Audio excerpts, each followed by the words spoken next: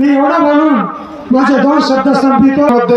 जो काही आमच्यावर अन्याय होते त्या अन्यायाची अतिशय तळमळीमध्ये या ठिकाणी मागणी केलेली आहे। यानंतर भोकर येथून उपस्थित असलेले डॉक्टर अशोकजी माजळकर यांना ही विनंती करतो, आपण अवघ्या 5 मिनिटांमध्ये आपले विचार मांडावे। प्रथमतः जागतिक दिनांच्या तुम्हा सर्वांना हार्दिक शुभेच्छा।